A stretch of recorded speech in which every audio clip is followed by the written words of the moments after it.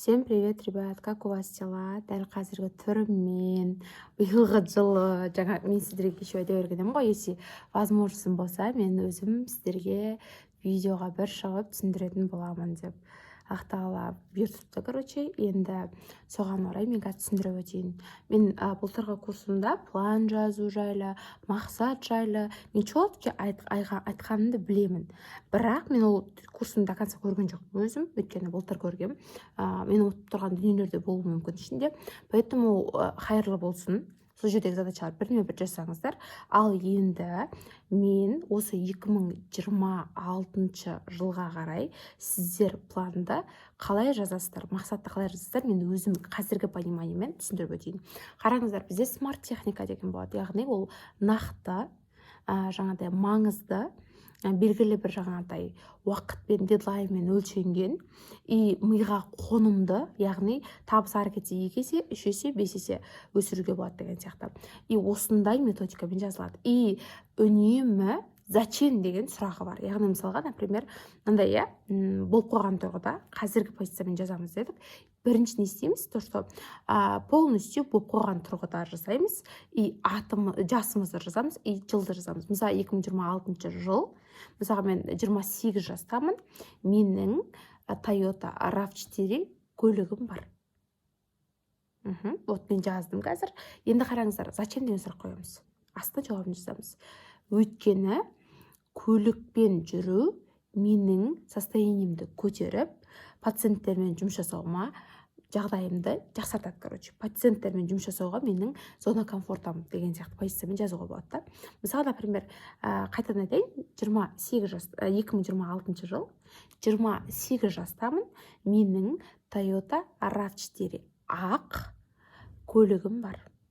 За наличку алған көлігім бар. Өйткені көлікпен жүру менің состояниемді көтеріп, жұмыс жасауға қабілетімді ары қарай ашады. Уже зачем деген сұраққа жауап бердім. Көріп тұрсыздар ғой, яғни дәл осылай біздің мақсаттың жалпы методикасы дәл осылай жұмыс жасайды. Ал енді жалпы көбісі айтады, 100 мақсат жазу керек, 50 мақсат жазу керек, 80 мақсат жазу керек деп айтады, но қалай жазу керек оны, қайтып жазамыз, көбісі түсіндірмейді. Сол үшін де біріншісі смарт техникамен қолданамыз, яғни ақылды деген жауапты береді ғой, аударған кезде смарт деген сөз. Яғни уақытпен өлшенген, дедлайнмен өлшенген, жаңағыдай нақтылық талап ететін, табыс 2 есе, 5 есе, 3 есе көтерілген, бірақ миға қонымды деді, и то, что нақтылаймыз, и болған түрде жазамыз, болып қойған тұрғыда жазамыз, и жасымыз жазамыз. 2026 жыл, 28 жастамын, мен Toyota RAV4 көлігім бар. Өйткені көлікпен жүру менің состояниемді көтереді, мысалға.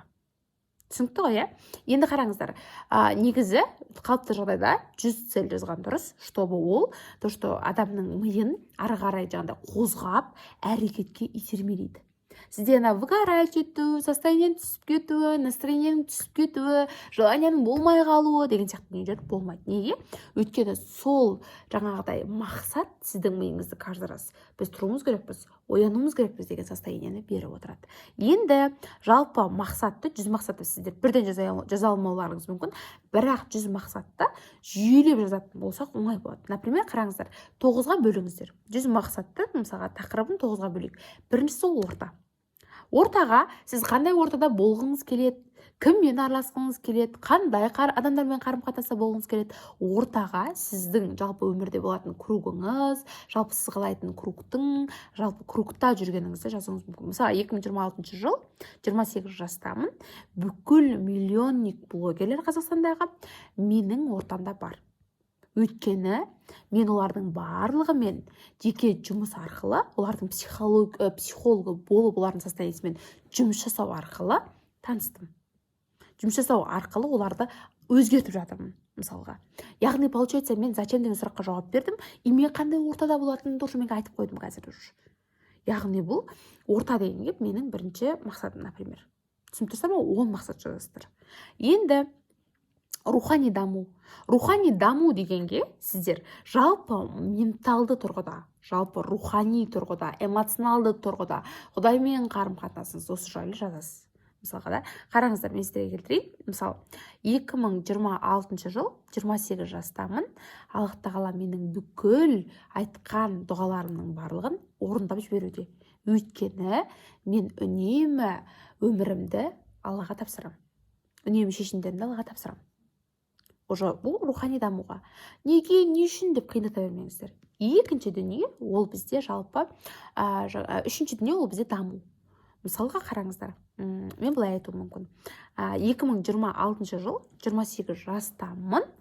Мен Қазақстанда өзімнің обучениеммен мемлекеттік тұрғыда мемлекеттік органдарға жұмыс жасауға психологтарды даярлайтын лицензиямды алдым. И менің дипломыммен барлығы жұмысқа тұрып кете алады, государственный. Өйткені мен халыққа қызмет ететін, мемлекетке қызмет ететін мамандарды, мықты мамандарды шығарамын. Түсіндіңіздер ме? Даму, яғни жұмыспен, өзіммен, квалификациямен дамуды жазып тұрмын. Енді қараңыздар, дамудан кейін, үшінші даму болды ғой, төртінші бұл бізде демалыс.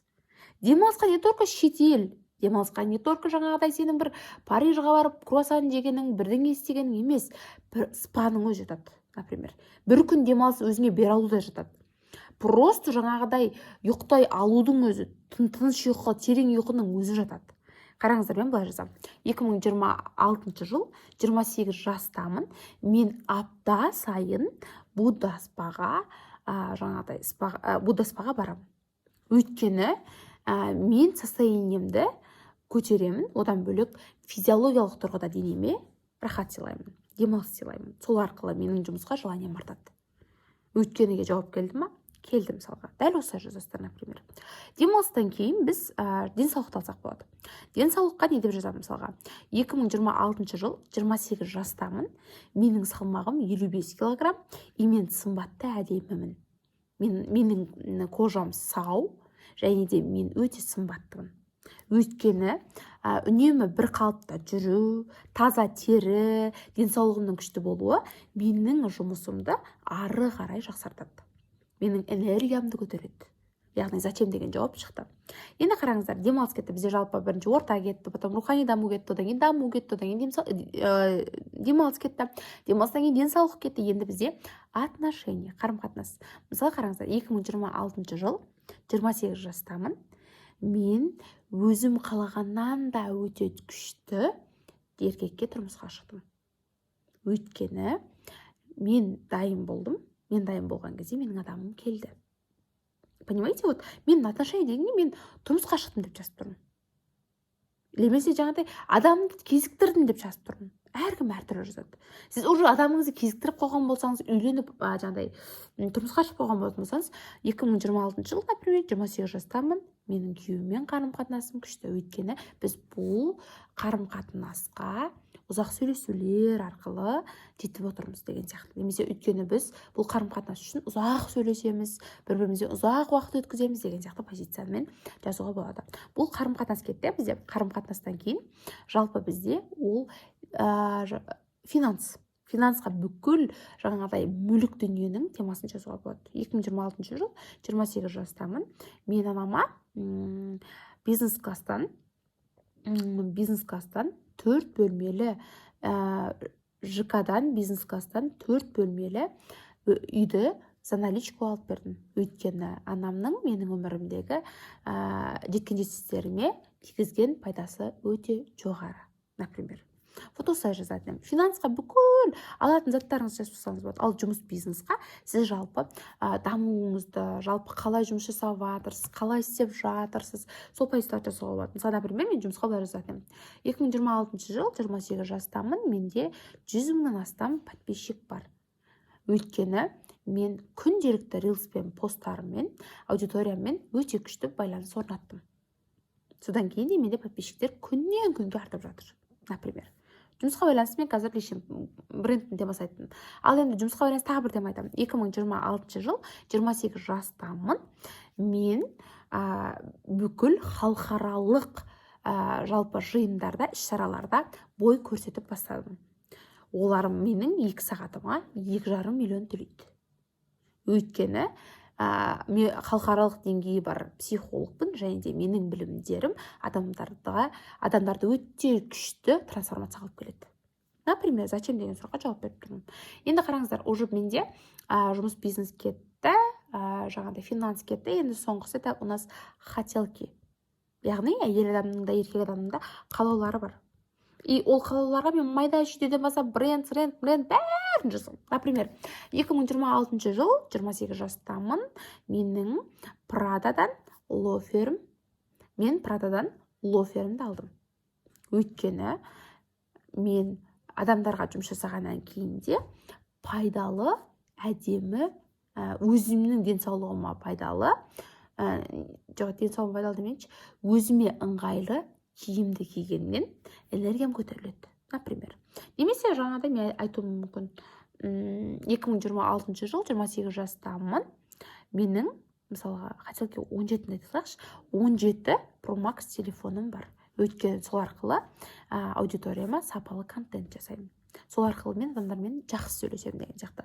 Яғни біз уже қараңыздар 9 бағытты жаздық. 9 бағытқа біз уже әр қайсысына 10-11-ден жазатын болсақ 100 шығады. И ол 100-ді полный жазып алыңыздар. Прям жазыңыздар.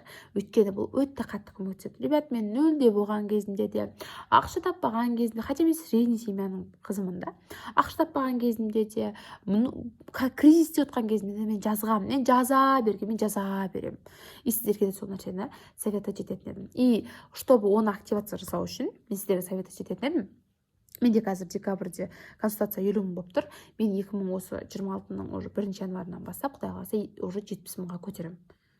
Өйткені оған дейін келіп, менен ары қарай активациялатын болсаңыздар, вообще күшті болады. Өйткені мен ары қарай активацияның медитациясымен задачаларын беретін боламын. И Алла қаласа, бұйырса сіздерде уже бұйырса цельдеріңіз Құдай қаласа жақсы орындалады. Өйткені мен биылғы жылы почти 70%-ке целімнің орындалуы, жемісті болуы, сол жаңағыдай біріншіден осылай жазғанның арқасы, екіншісі сол жазғандарымды дұрыс жүйелеп, және де дұрыс медитация жасай алғанның арқасы. Медитациямен жүйелеуді мен өзімнің консультациямда беретін боламын. Осы декабрьдің соңына дейін консультацияның бағасы 50 мың тұрады. Ол жерде біз сізбен трансформацияны ойнаймыз, артынан сол ситуацияға терапия өтеміз. Терапиядан кейін пошаговый пландар беремін, чтобы осы сіздің қалауларыңыз ертерек, оңайырақ орындалуы үшін. Поэтому аман болайық, бар болайық, сіздермен жалпы сіздермен көрісіп, қауышып, сіздерге осы нәрсені беріп жатқаныма өте қатты мен қуаныштымын.